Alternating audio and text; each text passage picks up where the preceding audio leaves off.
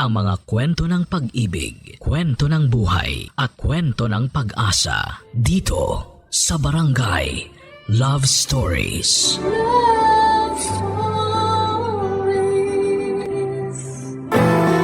Ang pagmamahal ay nangangailangan ng malalim na pasensya at pag-unawa. Marami tayong isinasakripisyo at tinitiis para sa ngalan ng pag-ibig. Ikaw kabarangay, hanggang saan ang kaya mong tiisin para sa pagmamahal?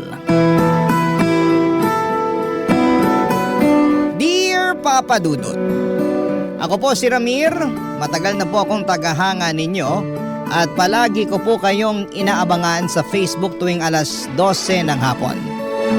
Lagi rin po akong nakangiti habang nakikinig sa mga kwento sa Barangay LS. Kaya po naisipan ko na ipadala na rin ang kwento ko sa inyo. Hindi ko na po mabilang ang love stories na narinig ko sa inyo. Kaya ngayon po ay gusto ko naman sanang ibahagi ang naging love story ko. Lumaki po ako sa isang maliit na isla sa Cebu. Medyo mahirap po ang buhay namin kasi ang tatay ko po ay isang welder at ang nanay ko naman ay naglalako ng isda. Tatlo po kaming magkakapatid. Pero yung dalawang kapatid ko po ay nasa Cebu City na at nagtatrabaho. Ako po yung naiwan dito sa isla dahil mas tahimik at payapa po dito. Hindi kagaya ng syudad na puno ng ingay at sobrang magulo.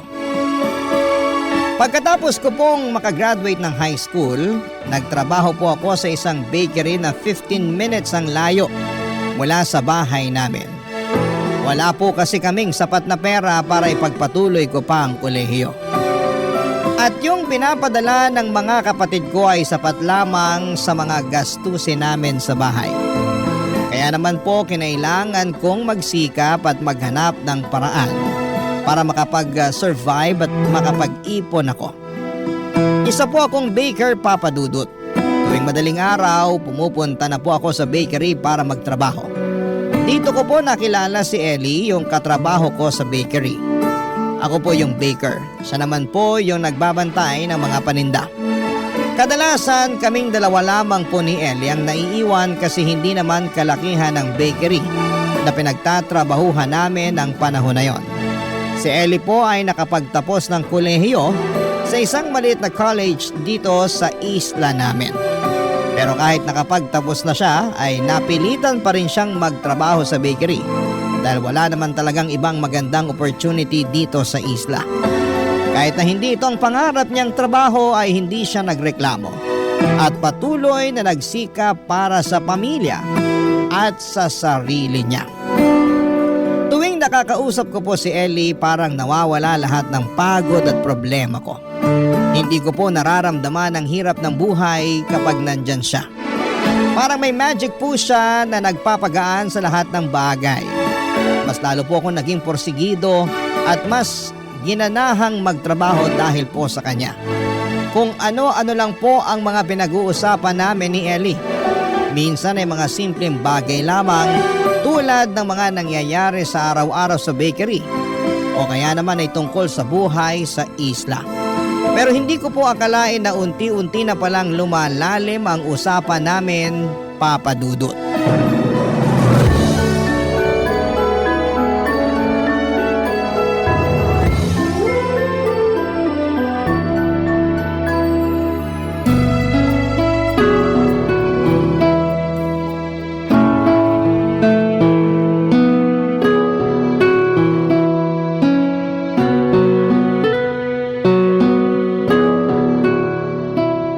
Ellie, buti naman at napaaga ang dating mo ngayon. Kanina pa kasi ako nababagot dito eh. Wala man lang ako makausap. Paano ba naman hindi mapapaagang dating ko dito? Rinding-rindi na ako sa boses ni na Mama at Papa. Ha? Bakit? Ano nangyari? Ito kasi sina Mama at Papa eh. Nagre-reklamo sila kasi hindi raw sapat yung perang iniaabot ko sa kanila. Yang Mama at Papa mo talaga? Kung alam lang sana nila ang hirap na dinadanas mo para lang makapag-abot ka ng pera sa kanila. Hindi kaya madali yung halos ilang oras ka nagbabantay dito sa bakery? Wala akong magagawa eh. Sila rin naman ang dahilan kung bakit ako nakapagtapos ng kolehiyo. Siguro, Mag-overtime na lang ako para mas malaking may abot ko na pera sa kanila. Pero wag na wag mong kalimutan ang sarili mo ha. Hindi masama kung sarili mo naman ang isipin mo paminsan-minsan. Thank you sa concern ha. Mabuti na lang talaga't nandito ka. Kasi kung wala ka, siguro patagal na ako nasiraan ng bait eh. Feeling ko kahit mabaliw ka pa maganda ka pa rin. Loko-loko ka talaga. Nga pala Ellie, may gusto sana akong sabihin sa'yo. Bakit? Ano yun? Alam mo naman siguro na mag-iisang taon na simula nung magtrabaho tayo dito sa bakery, di ba? Ha? Oo. Tungkol saan ba to ha? Tapos tuwing may problema ka, palagi naman ako nakikinig. Palagi naman ako nandito para sa'yo, di ba? Alam mo, naguguluhan na ako sa'yo. Kailangan mo na yata magpahingi. Pagod lang yan, Ramir. Paano ba naman kasi halos 4 hours ka lang yata natutulog sa isang araw kasi daig mo pa yung kalabaw sa sipag mo magtrabaho. Siguro kulang nga ako sa tulog, pero nasa tamang wisyo pa rin naman ako, no? Alam mo, humahaba lang ang usapan na to eh. Magsalita ka na kasi. Ano ba yun, ha?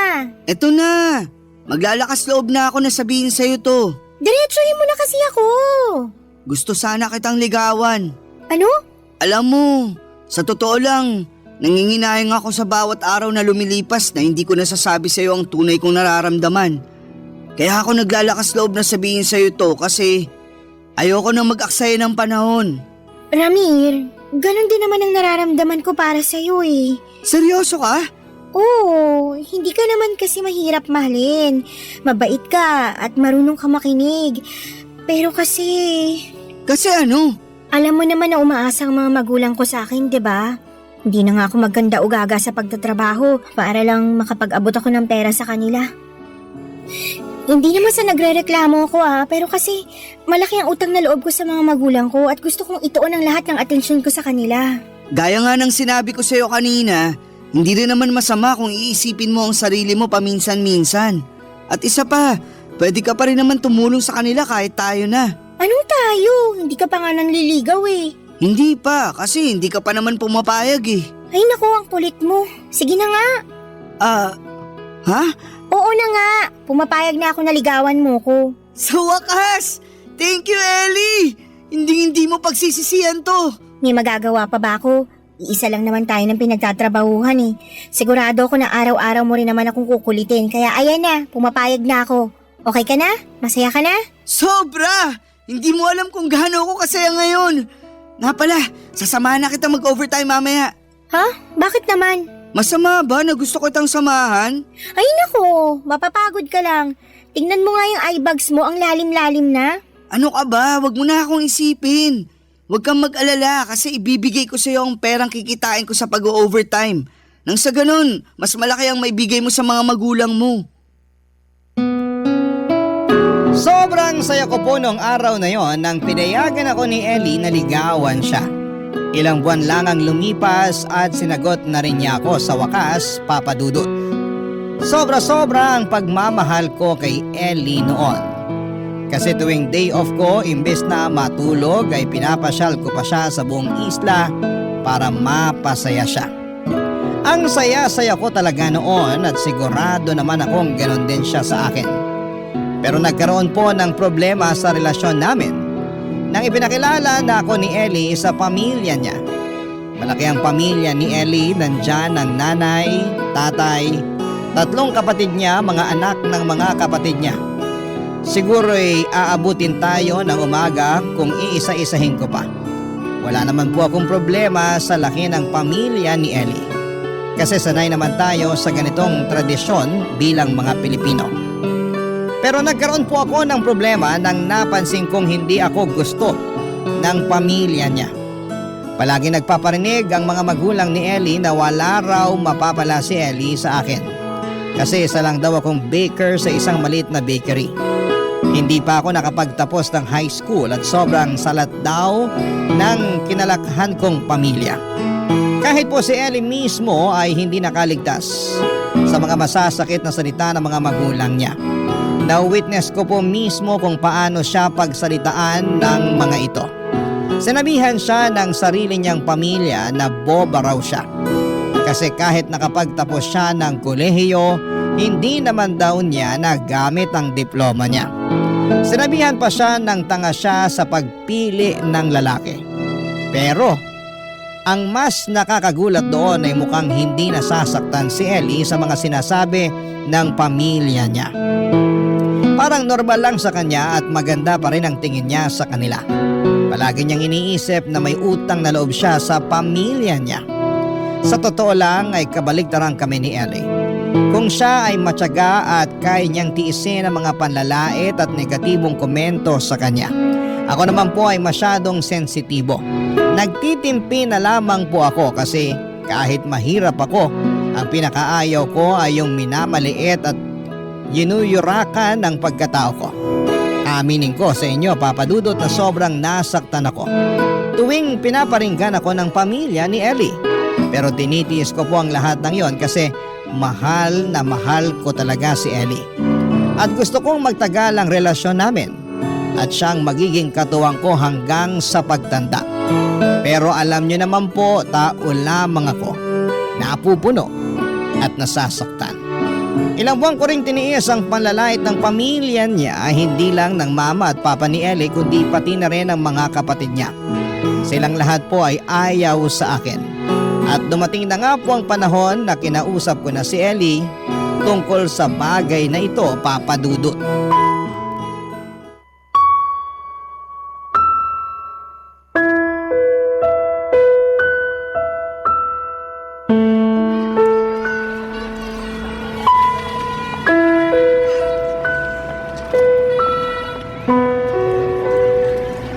Mahal, ba't nakasimangot ka dyan? Ayusin mo naman mukha mo, mahal. Baka mawalan tayo ng customer dito sa bakery. Sige ka. Sorry talaga, mahal. Hanggang ngayon, hindi pa rin kasi nawawala sa isip ko yung sinabi ng mga magulang mo eh.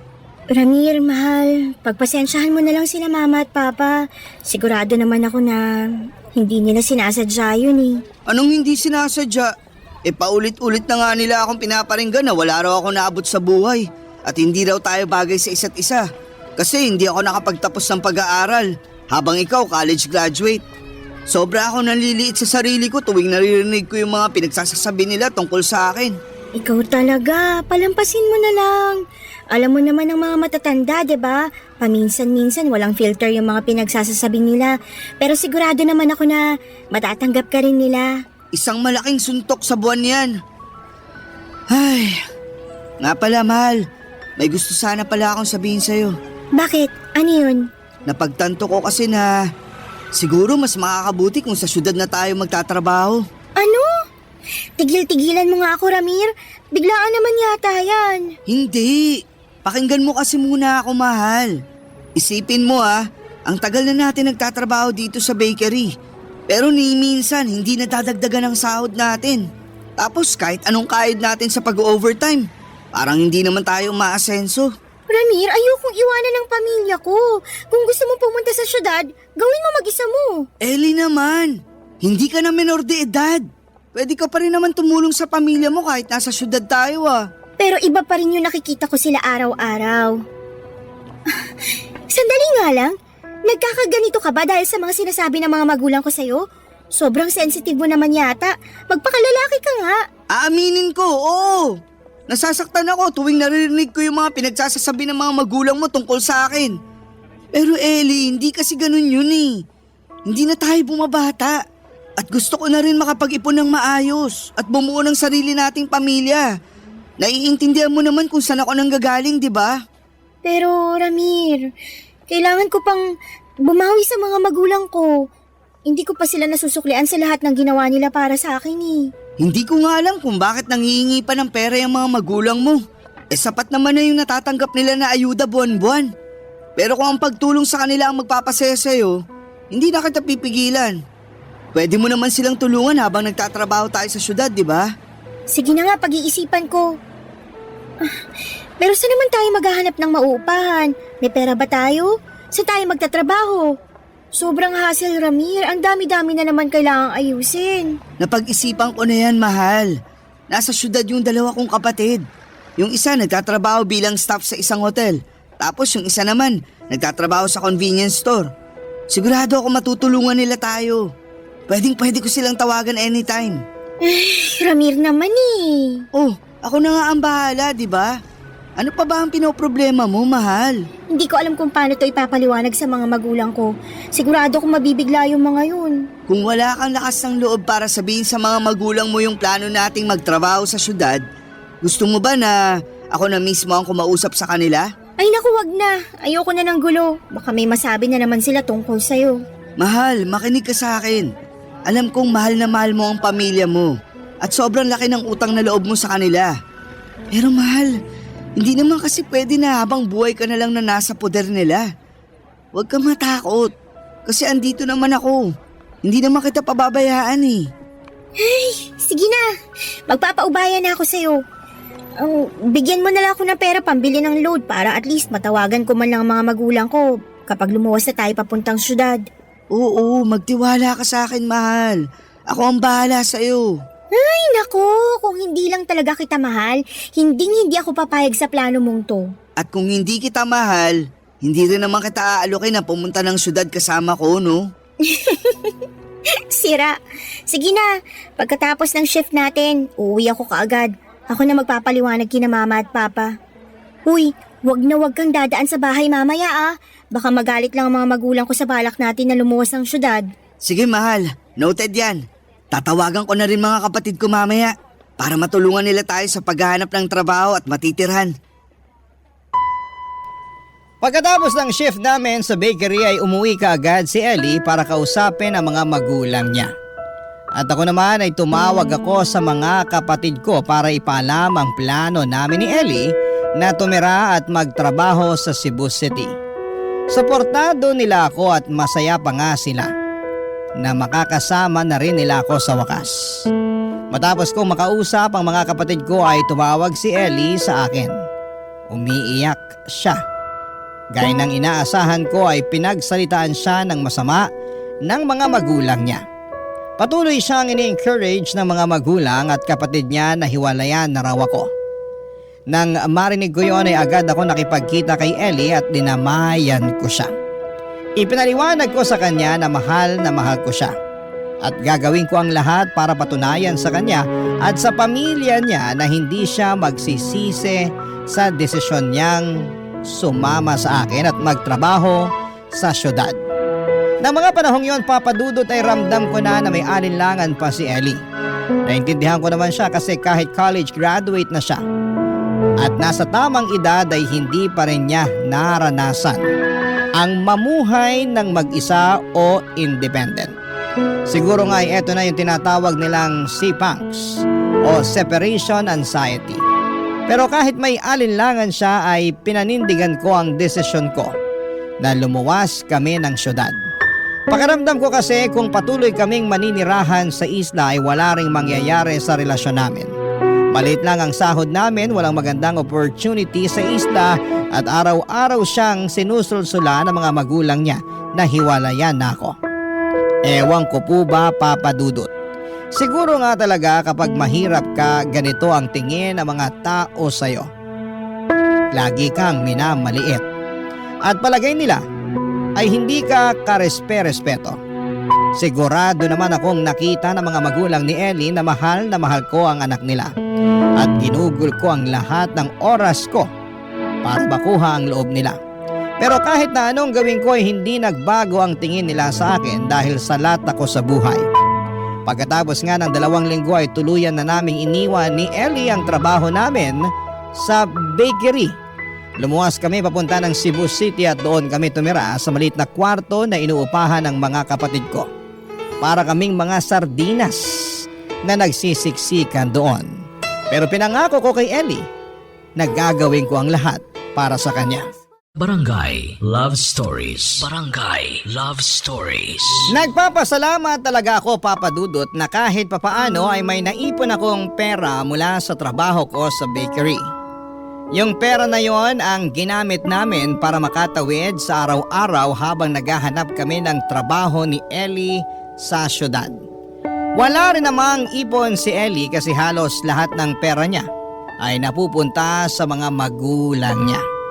Minsan, eto rin yung nagiging sanhi ng mga away namin. Sana po ay hindi ako ma-misunderstand ng mga kabarangay natin. Lilinawin ko lang po na hindi masama ang tumulong sa mga magulang, lalo na kung bukal sa puso mo. Pero hindi rin masama na isipin mo ang sarili mo ng paminsan-minsan. Dumating po yung time na kokonti na lamang ang natitira sa ipon ko at madalas ay sabaw na lamang ang inuulam namin ni Ellie para lamang makatawid sa gutom. Nagpapasalamat ako sa mga kapatid ko kasi kahit papaano ay tumutulong sila sa amin. Lalo na kapag nakikita nilang talagang walang-wala na kami ni Ellie. Pero hindi ko rin po kayang umasa lamang sa mga kapatid ko. Kasi hindi naman kalakihan ang kinikita nila sa hotel at convenience store.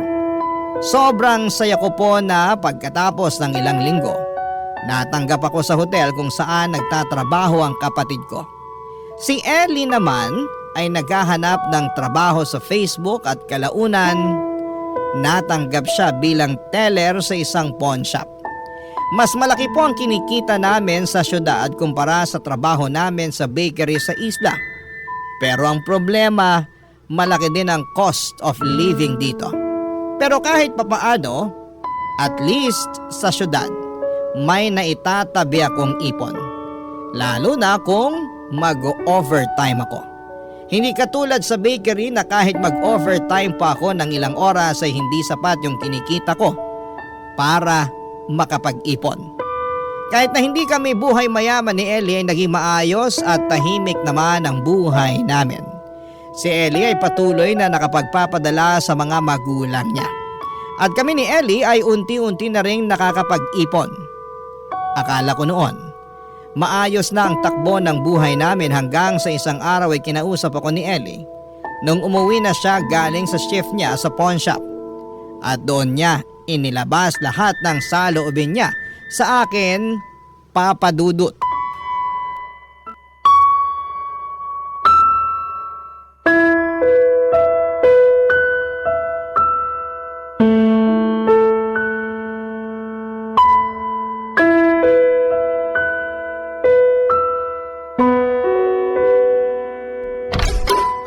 Pambihirang buhay to. Ayoko na! Mahal, bakit? Anong problema? Gusto mong malaman kung anong problema, ha? Sawang-sawa na ako sa buhay dito sa syudad, Ramir. Ang dumi-dumi, ang sikip-sikip. At palagi na lang ako nakikipag-unahan sa mga sumasakay ng jeep para lang makarating sa trabaho. At isa pa, wala man lang akong malapitan dito kasi yung pamilya at mga kaibigan ko nasa isla lahat. Nade-depress na ako rito. Gusto ko na umuwi sa pamilya ko. Mahal naman, kumalma ka. Hinaan mo ang boses mo. Baka maabutan ka ng mga kapatid ko. Ilang oras na lang at uuwi na ang mga yun. Wala akong pakialam. Isa pa tong buwisit na boarding house na to eh. Ilang buwan na tayo natutulog sa banig dito sa Sayaga. At isa pa ang init-init dito. Wala na tayong pinagkaiba sa mga pulubi at homeless na nakikita natin sa tabi ng kalsada. Kung iisipin mo na mabuti, baka nga mas komportable pa sila eh. Mahal, luminahon ka. Di ba sinabi ko naman sa'yo na pansamantala lang to? Huwag kang mag-alala. Nag-iipon na ako para makahanap ako ng room for rent na good for two. Naiintindihan ko na nahihirapan ka. Pero maniwala ka, mahal. Mas mapapalagay ka na kapag nakakuha na tayo ng sariling kwarto natin. College graduate ako pero bakit ganito? Sabihin mo na ambisyosa ako pero buwisit na buhay to. Mas mataas pang pangarap ko kaysa dito ah. Sandali lang, Ellie. Hindi naman kita pinapabayaan ah. At isa pa, maayos naman tayo nakakapag-ipon dito sa syudad. Kung tutuusin, mas maayos na nga ang sitwasyon natin dito kumpara nung nasa isla pa tayo. At least dun sa isla kasama kong pamilya ko. Kahit hindi kami ganun kayaman, may sarili akong kama. Hindi ako namumuhay doon na parang sardinas na kailangan makipagsiksikan. Nakakapag-ipon nga ako dito, pero hindi naman kalakihan ng naitatabi kong pera. So anong gusto mo? Gusto mong bumalik ng isla? Ha? Ganun ba? Oo, ganun na nga. Sa totoo lang, kasalanan mo to eh. Nalayo mo ako sa pamilya ko at pinapunta-punta mo ako dito sa syudad para magdusa ng kasama mo. Ang sakit mo naman magsalita. Konting panahon at pasensya lang naman ang hinihingi ko sa'yo ah. Hindi ko naman sinasabi na ganito ang magiging buhay natin habang buhay. Mahal, konting panahon pa, please. Ramir naman kasi, nasa stress na ako rito. Hindi para sa akin ang buhay dito sa Cebu, ang gulo-gulo. Gusto ko nang bumalik sa isla. Gusto ko na makasama ang pamilya ko. Mahal, I'm sorry. Pero hanggang kailan ka magpapaalila sa mga magulang mo, ha? Maayos ang kalagayan ng mga magulang mo. Nakakatanggap sila ng ayuda at tinutulungan din sila ng mga kapatid mo. Isipin mo din naman ang sarili mo. Hindi mo kasi ako naiintindihan, Ramir eh. Malaki ang utang na loob ko sa mga magulang ko kasi napagtapos nila ako ng kolehiyo at malamang hindi mo maiintindihan yon kahit ilang beses ko pang ipaliwanag sa'yo kasi hindi ka naman nakapagtapos eh. Wala kang pinagkaiba sa mga magulang mo. Minamaliit mo rin pala ako. Siguro nga hindi ako katulad mo na nakapagtapos ng college. Pero lumalaban ako ng patas sa buhay kahit di ako nakapagtapos. Ginagawa ko ang lahat para magkaroon tayo ng maginhawang buhay. Maginhawang buhay? Nagpapatawa ka ba, ha, Ramir? Mas lalo lang ako nasasakal sa buhay na to. Kayod ka nga ng kayod pero wala namang nangyayari. Sigurado ako na kapag lumipat tayo ng boarding house, mauubos na naman ang inipon natin. At least dun sa isla, hindi man kalakihan ang sinasahod ko. Pero wala akong binabayaran na upa at kuryente at nakakapagbigay pa rin ako ng pera sa mga magulang ko. Magtira ka naman ng konting pride para sa sarili mo. Kaya ka inaabuso ng mga magulang mo eh. Kasi nagpapaabuso ka. Manindigan ka naman. Kapal na mukha mo! Wag na wag mong pagsasalitaan ng ganyan ng mga magulang ko. Totoo naman ah. Matagal ko nang kinikim-kim to pero sa tingin ko oras na rin para sabihin ko sa'yo. Akala mo ba na hindi ko napapansin na ginagawa kang pensyon ng mga magulang mo? Hindi lang ikaw, kundi kayo magkakapatid. Wala silang pakialam kung nahihirapan kayo. Pinipilit kayo ng mga magulang nyo na magbigay ng pera kahit wala naman silang problema sa pera. Ang kapal naman talaga ng mukha mo para sabihin sa akin yan. Hindi naman ako nanghihingi ng pera sa'yo para makapagpadala ng pera sa kanila. At isa pa, gusto mo bang malaman kung bakit ako nagpapadala sa kanila, ha? Kung bakit halos konti na lang yung natitira sa sahod ko tuwing nag-aabot ako ng pera sa mga magulang ko? Kasi ayokong isipin nila na mali yung desisyon ko na sumama sa'yo dito sa Cebu. Ellie, wala tayong tinatapakan tao. Namumuhay tayo ng marangal. Mahal, please, huwag ka namang sumuko. Sorry sa mga sinabi ko. Pero mahal, ilaban na natin to. Andito na to eh. Nandito na tayo. Please. Ewan ko, Ramir, hindi ko na alam. Gulong-gulo na ako. Ayoko na makipag-away sa'yo. Patong-patong ng mga iniisip ko. Konting-konti na lang at mababaliw na ako. Mahal, I'm sorry kung napagtaasan kita ng boses. At sorry rin sa mga nasabi ko. Nadala lang talaga ako ng galit. Alam ko na hindi madali ang sitwasyon natin ngayon. Pero ang sinasabi ko lang naman, sana pagkatiwalaan mo ko. Konting tiwala lang. Yun lang, mahal. Nasistress lang din ako kasi araw-araw akong tinatawagan ng mga magulang ko. Gusto na nila tayong paghiwalayin, Ramir. Mahal, hindi naman kasi pwede na tatakbo ka na lang sa kanila parati tuwing namomroblema ka. Matuto kang ipaglaban ang sarili mo. Panindigan na natin to, mahal. Makakaahon din tayo. Pangako ko sa'yo yan. Sige, yan na muna ang pangahawakan ko para man lang makalimutan ko ang hirap ng buhay dito sa syudad. I love you, mahal. Ipangako mo sa akin na hindi mo ako hihiwalayan, ha? Oo na, pangako yan. Kaya mahal na mahal kita eh. Mag-relax ka na muna dyan. Paplansyahin ko na yung uniform mo para bukas at magsasaing na rin ako para makakain na tayo. Mabuti na lamang at kahit papaano ay kumalma si Ellie noong araw na yon bago pa man makauwi ang mga kapatid ko galing sa trabaho nila. Nakakahiya naman kasi at ayoko ring makita nila na nag-aaway kami ni Ellie. Masyado pong naging harsh yung pag-uusap namin na yon, Papa Dudut. Kahit na hindi ako mayaman at perpektong boyfriend, ginagawa ko naman ang lahat para magkaroon kami ng magandang kinabukasan ni Ellie. Hindi naman sa nanunumbat ako. Pero sana lang ay may kaunting appreciation at acknowledgement naman sa mga ginagawa ko araw-araw. Pakiramdam ko kasi ng mga panahong yon. Inis na inis si Ellie sa sitwasyon namin at parang nagpatong-patong na kasi ang mga problema niya. Yung panunulsol ng mga magulang niya na hiwalayan ako at yung hirap ng buhay sa syudad. Kaya lagi kong pinapaalala kay Ellie na may na-achieve naman kami kahit papaano. Yung perang na itatabi namin sa pag-overtime ay malaking bagay na yon. Pinapaalala ko yon sa kanya para at least maalala niya na balang araw ay magbubunga din ang lahat ng paghihirap at pagsusumikap namin sa syudad. May isa pa po akong aaminin, Papa Dudut. Nalulungkot po ako tuwing naririnig ko si Ellie na kausap ang mga magulang niya sa cellphone. Kasi ni minsan ay hindi ko siya narinig na ipinagtanggol niya ako sa kanila.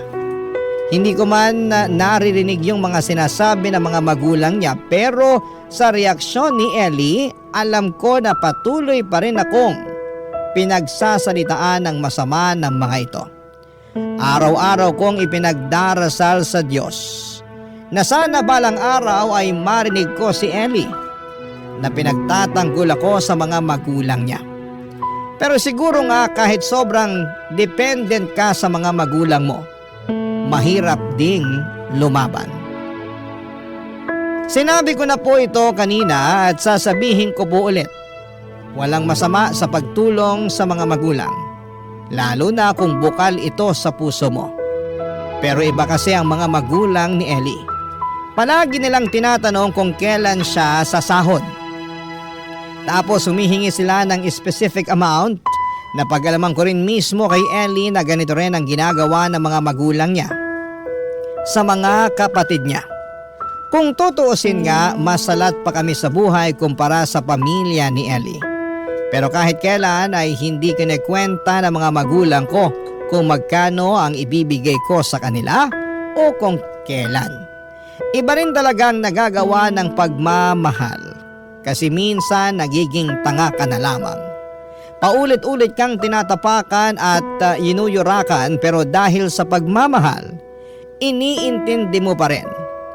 Pero hindi ko po alam, Papa Dudut, na masusubok pa pala ang tapang at pasensya ko. Isang araw ay narinig ko si Ellie na kausap ang mga magulang niya habang nagluluto ako. Base sa pag-uusap nila, may kilala daw na foreigner yung mga magulang at kapatid ni Ellie. At gusto nila itong ipakasal kay Ellie. Sobra akong nabigla at nanlumo sa mga narinig kong usapan na yon. Kaya naman minabuti kong kausapin si Ellie pagkatapos niyang makipag-usap sa mga magulang niya, Papa Dudut.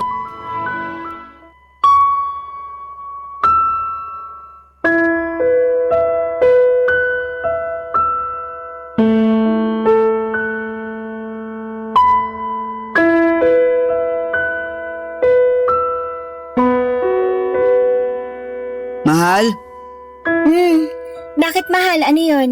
kumain ka na mahal. Nagluto nga pala ako ng tinola para sa'yo. Thank you, mahal. Oh, mahal. Ba't ganyan ka makatitig sa akin? Mukhang malalim yung iniisip mo ah. Ha? Wala to mahal. Okay lang ako. Kumain ka lang dyan. Hindi ka okay eh. Tignan mo nga yung mukha mo sa salamin. Mukha ka nakakita ng multo. Sige na, sabihin mo na sa akin. I'm sorry mahal. Narinig ko kasi yung pag-uusap niyo ng mama mo. Ano ba yan, Ramir? Wala na ba talaga akong privacy sa bahay na to? Mahal, sorry na. Hindi ko naman sinasadya eh. Paano ba naman kasi? Ang liit-liit at ang sikip-sikip din naman kasi ng bahay na to. Sobrang nipis pa ng mga pader, nakakainis. Huwag ka na magalit, mahal. Mahal, tatapatin na kita ha. Totoo ba yung narinig ko kanina? Na gusto kang ipakasal ng mga magulang mo sa isang foreigner? Dapat hindi mo na narinig yun eh. Pero wala na akong magagawa, narinig mo na eh. Natatandaan mo ba yung bar sa isla na pinagtatrabahuhan ng ate ko? Oh, bakit? May nakilala kasing foreigner yung ate ko doon mismo sa bar na pinagtatrabahuhan niya. Pinakita ni ate yung mga pictures ko sa Facebook. Gusto raw makipagkita ng foreigner sa akin. So ano? Babalik ka ng isla at makikipagkita ka talaga sa foreigner na yon? Ramir, kasi Bakit hindi ka makasagot? Pinag-iisipan mo pa talaga ang inaalok sa'yo ng mga magulang mo, ha? gusto ko na kasing makasama ang pamilya ko, Ramir. Miss na miss ko na sila at sobrang nababurnout na ako dito. Hirap na ako dito, Ramir eh. Hindi ito ang klaseng buhay na gusto ko para sa sarili ko. E di mag-file ka ng leave. O di kaya bumisita ka sa isla kapag day off mo. Hindi naman kita pinipigilan ah. Pero hindi sapat yun, Ramir. Ganun pa rin naman yun eh. Bibisita ako sa kanila ng panandalian tapos pagbalik ko dito, makakaramdam na naman ako ng sobrang lungkot at separation anxiety. Anong gusto mong sabihin, ha? Diretsuhin mo na ako. Pinag-iisipan ko na ng mabuti yung pinag-usapan namin ni Mama. Yung alin? Yung makikipagkita? Makikipagmabutihan at kinalaunan magpapakasal ka sa foreigner na yon? Pambihirang buhay to. Minsan hindi mo nga ako naisipang pakasalan. Tapos ngayon malalaman ko na willing ka magpakasal sa banyagang hindi mo pa nga nakikita o nakikilala? Ramir, aminin na kasi natin.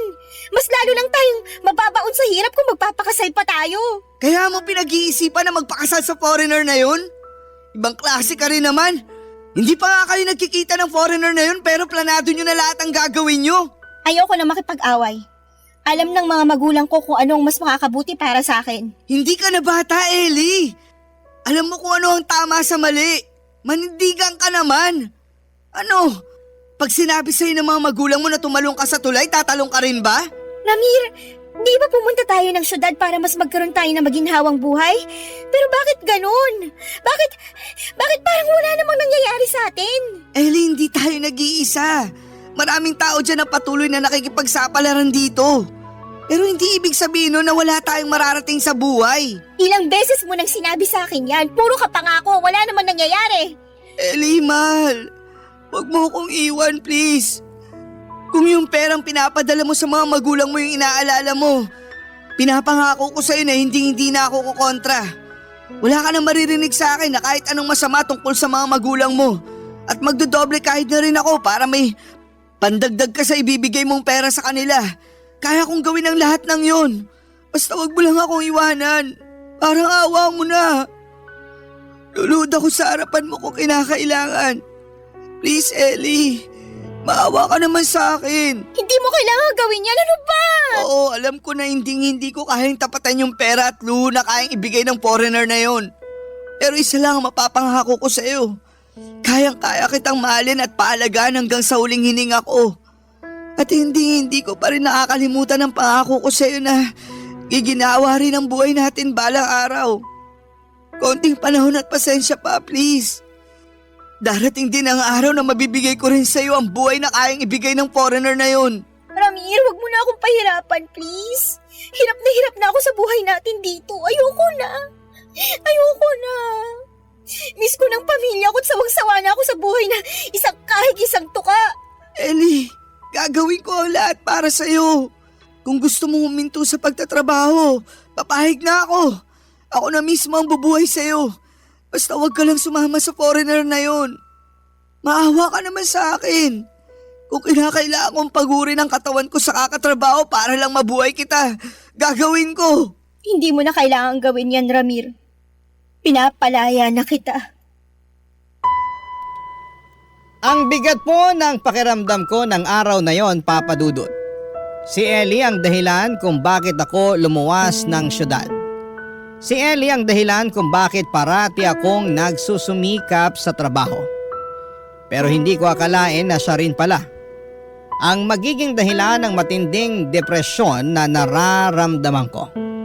Harap-harapan at walang pagdadalawang isip ay sinabi sa akin ni Ellie na babalik na siya ng isla 1 linggo pagkatapos niyang sabihin na pinapalaya na niya ako. Gustong-gusto kong magwala ng mga panahong yon. Gustong-gusto kong sumigaw pero pinigilan ko na lamang kasi ayokong matakot siya sa akin. Siguro ay may mga pagkakataong napagtataasan ko siya ng boses. Lalo na kung may pinag-aawayan kami. Pero hindi ako sumisigaw o naninira ng gamit. Unti-unti ay nag-iba ang buhay ko, palagi na akong umiiyak ng patago. Nawawala ng ganang kumain. Natutulog buong araw tuwing day off kahit walang laman ng sikmura ko.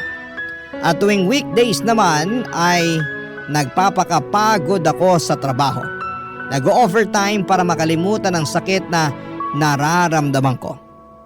Nang mga panahong yon, Papa Dudut, ay magkasama kami ni Ellie sa kwarto pero hindi kami nag-uusap. Kahit na hindi ko siya kinakausap, yung mga alaala namin na magkasama at nagmamahalan ay patuloy na tumatakbo sa utak ko. Napansin din ng mga kapatid ko yung ilangan namin ni Ellie. Kaya tinangka nilang kausapin at damayan ako. Pero wala akong sinabi sa kanila. Sinolo ko na lamang ang lahat ng mga problema ang kinakaharap ko sa relasyon namin. Nang mga panahong yon, talagang hinahangad ko na sana naging mayaman na lang ako na parang yung foreigner para hindi na ako iiwanan ni Ellie.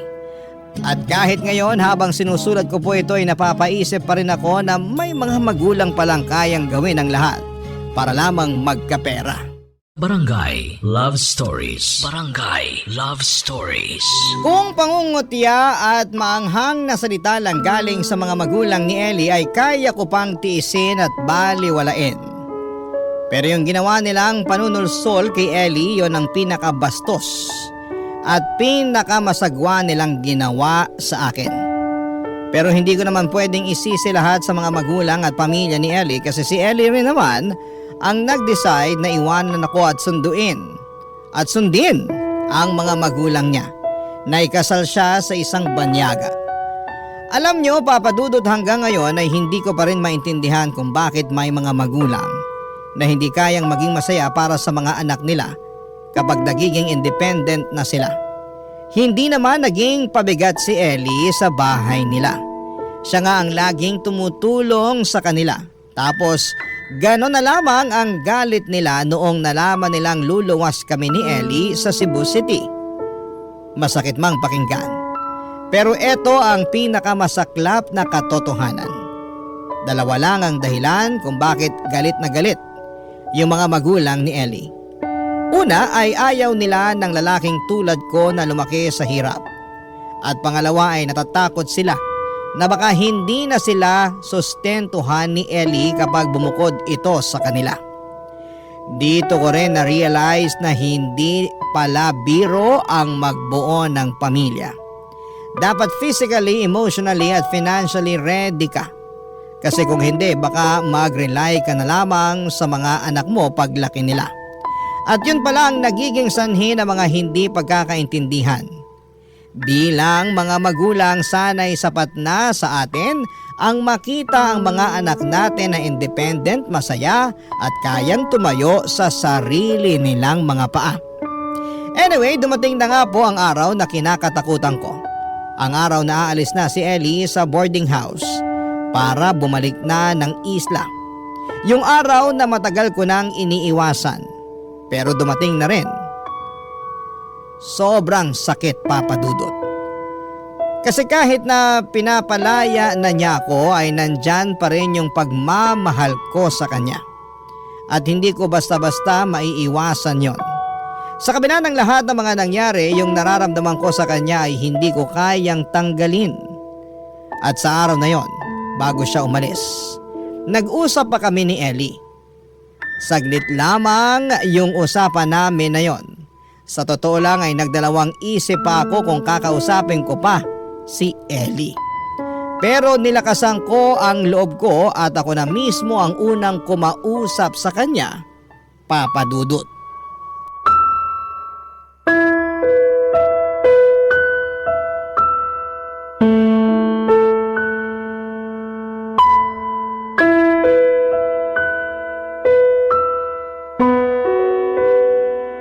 Hindi na ba talaga kita mapipigilan sa desisyon mong bumalik ng isla? I'm sorry, Ramir, pero buo na ang desisyon ko. Ellie, tapatin mo nga ako. Minahal mo ba talaga ako? Oo, Ramir. Minahal kita.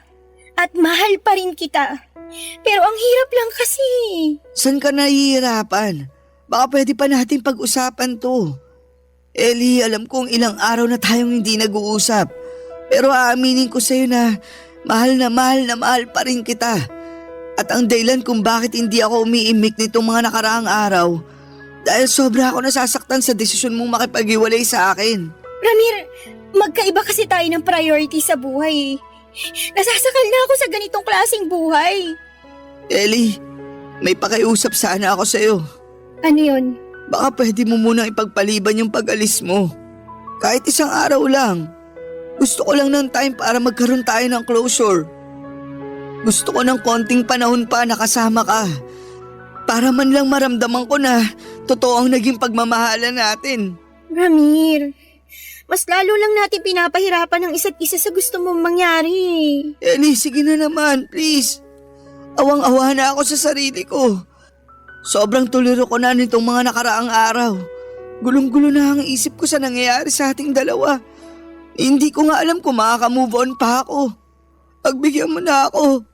Parang awa mo na.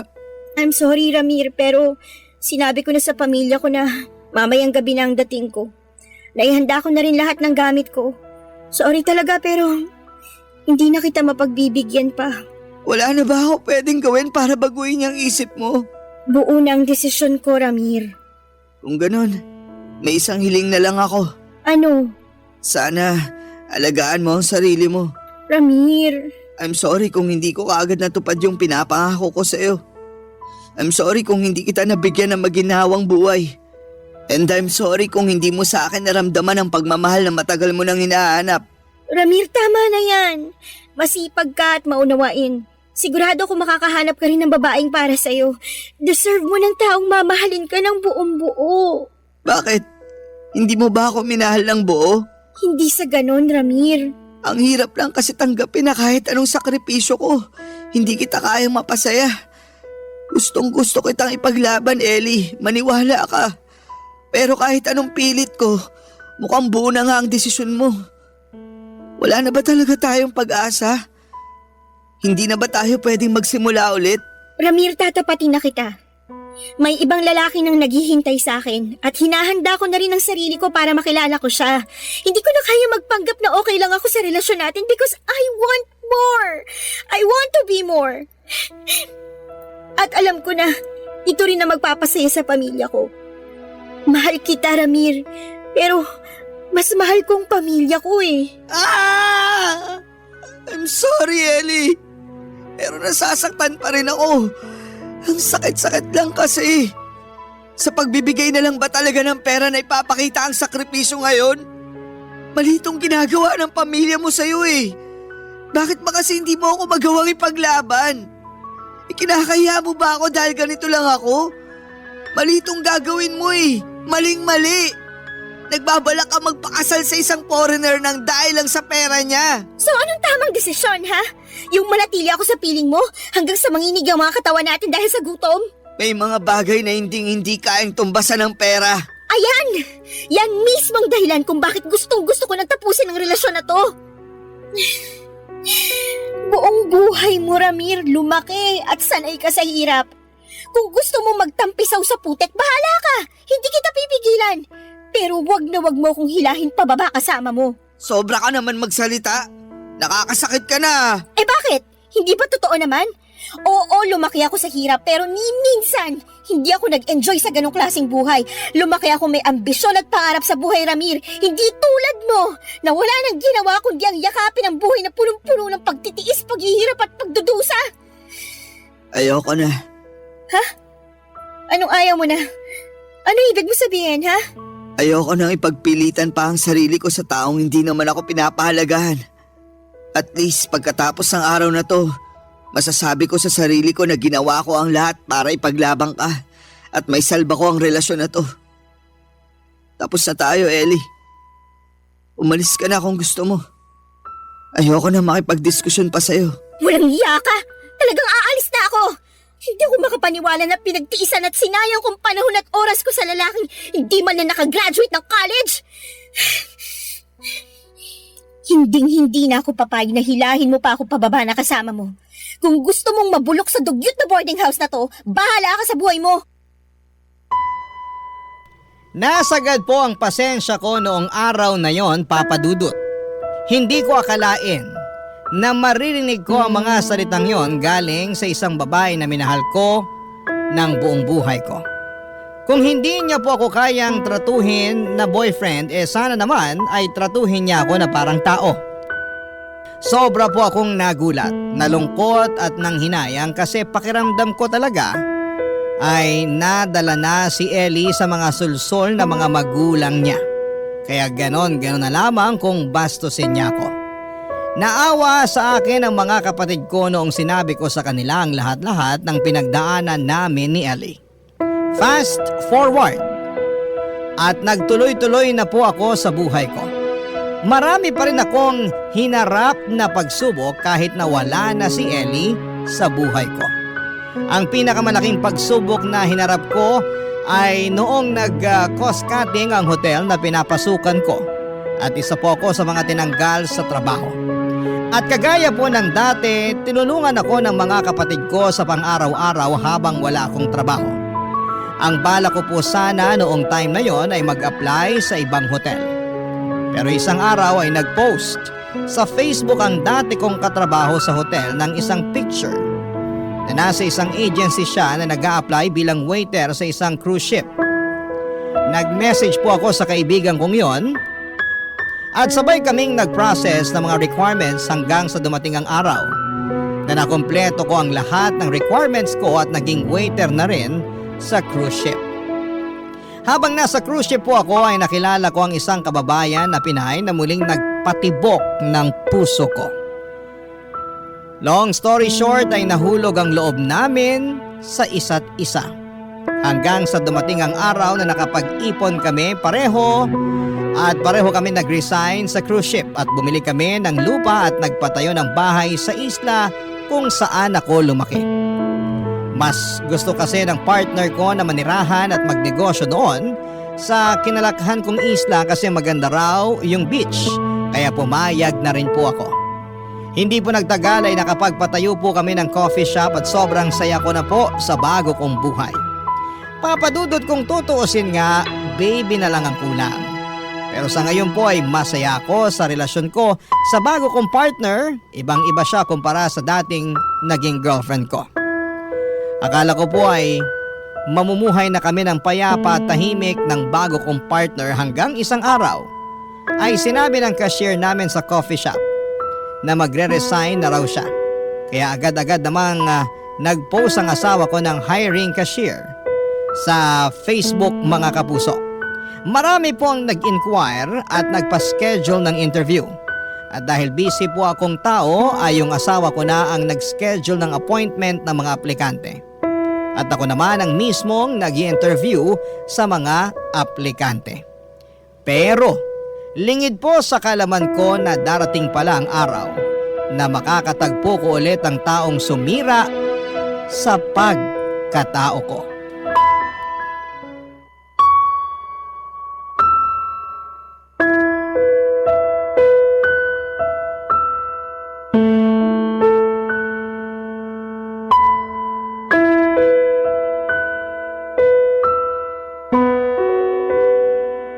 Ano ba naman tong aplikante na to? 30 minutes nang late ah. Salamat, nakarating na rin. Pasok! Bukas yan! Hello po, good morning. Ellie? Opo sir, ako nga po. Sandali lang po. Mukha po kayong pamilyar sa akin ah. Titigan mo ako ng mabuti para malaman mo ang sagot dyan sa tanong mo. Ramir? Walang niya. Ikaw na ba yan? Halos hindi kita makilala. Kumusta ka na? Ang laki na ng pinagbago mo ah. Siguro nga. Halika, maupo ka. Sandali lang. Ikaw bang may-ari ng coffee shop na to? Oo, sa amin to ng partner ko. Anyway, kumusta ka na? Bakit ka nga pala nag-a-apply bilang cashier? Don't worry, it's nothing personal. Part lang to ng mga tanong ko para sa job interview. Yung mga tinatanong ko sa'yo, tinatanong ko rin sa ibang aplikante. Kaya wag mo sanang masamain. Going back, bakit ka nga pala nag-a-apply as cashier? Ang totoo kasi niyan, Sir Ramir, dahil wala po akong trabaho ngayon at kailangan ko ng hanap buhay kasi sa akin nakaasa ang pamilya ko eh. I see. May experience ka na ba sa pagiging kahera? Ang totoo niyan, sir, wala po. At matagal-tagal na rin nung huli akong nagkatrabaho. Ano yung last working experience mo? Teller po sa isang pawn shop, sir. Anong year yon? Seryoso? Nagbibiro ka ba? Hindi mo talaga naaalala? Mukha ba ako nagbibiro? 7 years ago po. 7 years since your last job. Matagal-tagal na rin. Paano mo ipapaliwanag yung gap na yon? Anong ginawa mo sa 7 years na wala kang trabaho? Utang na loob, Ramir! Job interview pa ba to? Pampihira, pinagtitripan mo lang yata ako eh. Ano to? Inuusisa mong buhay ko dahil gusto mong ipamukha sa akin na may narating ka na? Diretsuhin mo na ako. Hindi yung ganito na dinadaan-daan mo pa sa job interview yung hinaing mo. Huminahon ka. Natural lang sa mga job interviewers na tanungin ang mga aplikante nila tungkol sa employment gap. Kalokohan! Nagpapalasot ka pa eh. Ang sabihin mo, pinepersonal mo ko. Subukan mo mag-apply sa ibang kumpanya. Tapos, tsaka mo sabihin sa akin na nagsisinungaling ako. Gusto mong malaman ang totoo? Gusto mong malaman kung ano nangyari sa akin pagkatapos natin maghiwalay? Sige, sasabihin ko sa iyo ng harapan. Kumalma ka, please. Sinasaktan ako ng foreigner na nakatuluyan ko. Kaya ako naghahanap ng trabaho ngayon kasi walang-wala na ako at ako na lang ang inaasahan ng pamilya ko. Ano? Masaya ka na? Sa wakas, narinig mo na rin ang gusto mong marinig. Okay na ba sa iyo yun, ha? Wala akong sinabi na kwentuhan mo ako ng life story mo. At hindi ako interesado, miss. Sa pagkakaalala ko, puro work-related questions yung mga tinatanong ko sa'yo. Kalokohan, Ramir. Isang malaking kalokohan yan. Pagpasok ko pa lang sa kwartong to, nararamdaman ko nang nanlalamig ka sa akin. Nararamdaman ko yung galit at inis mo sa akin na pilit mong itinatago. Magpakatotoo ka na lang, Ramir. Pinapahirapan mo lang ang sarili mo eh. Miss, sa ating dalawa mukhang ikaw ang nahihirapan. Kailangan mo ata ng anger management therapy. Kasi kung palagi kang ganyan, trust me, mamamatay sa gutom ang pamilya mo. Kasi walang kumpanya na tatanggap sa'yo. Ang sabihin mo, masaya ka. Masaya ka kasi isang business owner ka na habang ako nandito sa harapan mo nagmamakaawa na mabigyan mo ng trabaho. Tuwang-tuwa kang makita na nayuyura ka ng pride ko dahil sa ginawa ko sa'yo noon. Miss, kahit umiyak ka pa ng dugo dyan, hindi kita tatanggapin. Eh di lumabas din ang totoo. Hanggang ngayon bitter ka pa rin. Napakatagal na panahon na yun, Ramir. Mag-move on ka naman. Miss, makinig ka. Ipapaliwanag ko sa'yo ng maayos para maintindihan mo. Unang-una, late ka ng kalahating oras. Na-stroke yung nanay ko, Ramir. Kinailangan ko siyang bantayin sa ospital ng magdamag. Patapusin mo kasi muna ako. Oo, naiintindihan ko na kadalasan may valid reason tayo kung bakit tayo nalilate. Pero ganito kasi yun eh. Pagpasok mo sa kwartong to, wala man lang ako narinig ni isang sorry na galing sa'yo. Ni hindi ka nga humingi ng dispensa eh. Which only goes to prove na wala kang pagpapahalaga sa oras ng tao. Mahalaga sa akin na palaging on time yung mga employees ko. And unfortunately, hindi ko nakita sa'yo yun. Sinong niloloko mo? Kahit hindi ako na-late, sigurado kung hindi mo pa rin ako tatanggapin ang dahil sa nakaraan natin. Well, kung ganyan palagi ang pag-uugali mo, kahit sinong employer, hindi magkakamaling tanggapin ka. Sige na miss, umalis ka na at marami pang aplikante ang naghihintay sa labas. Ramir, please! May college diploma ka naman, di ba? I'm sure makakahanap ka rin ng trabaho. Just not in my coffee shop. Sige na miss, makakaalis ka na.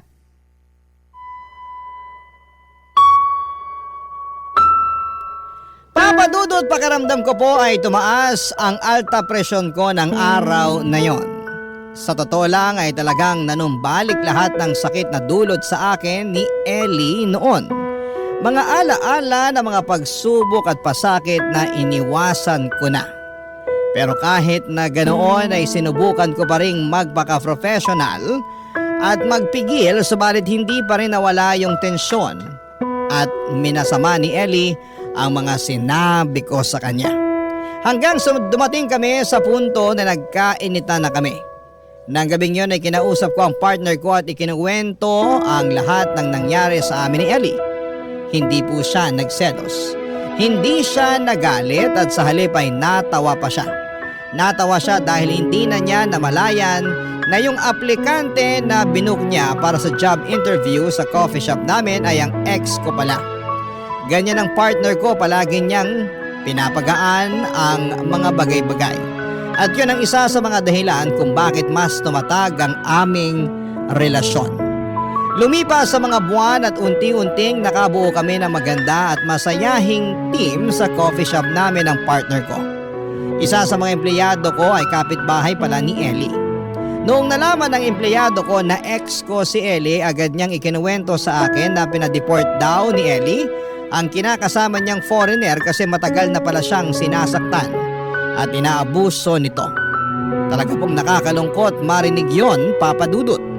Pero ang mas nakakalungkot pa, imbes na mag-alala yung pamilya ni Ellie sa naging kalagayan niya, ay mas nanghinayang pa daw sila. Kasi yung foreigner ang nagbibigay ng malaking pera kay Ellie. Nakakalungkot man po ang pinagdaanan ni Ellie, ngunit sa huli ay pinili ko na lamang na burahin siya sa mga alaala ko. Masakit mang pakinggan pero kailangan talaga, Papa Dudut. Kailangan mong bitawan ang mga masayang bagay sa buhay mo upang magkaroon ng espasyo para sa mas magagandang bagay. Ngayon po ay mas magaan na ang buhay ko, kasama ko ang partner ko at magpapakasal na kami next year. Isa pa ay may plano kaming magbukas ng mas maraming branches ng coffee shop namin dito sa isla. Hindi ko na po sasabihin ang pangalan ng islang tinitirhan namin o ng coffee shop namin, pero sigurado po ako na magpapapicture kami ng misis ko kapag napadaan kayo dito, Papa Dudut. Dito ko na po tatapusin ang aking kwento. Maraming salamat po sa pagbibigay sa akin ng opportunity para maibahagi sa inyo ang isang kabanata ng buhay ko. Ang inyong kapuso at kabarangay forever, Ramir. Barangay Love Stories. Barangay Love Stories. Napakasakit na nangyari kay letter sender. Pero buti sa uli, naging maayos pa rin ang buhay niya. Anong say mo sa Barangay Love Stories na ito? Pagkwentuhan natin sa comment section yan. Nagustuhan ng iyong napakinggan? Ituloy yan via live stream sa www.gmanetwork.com/radio. Barangay LS 97.1 forever.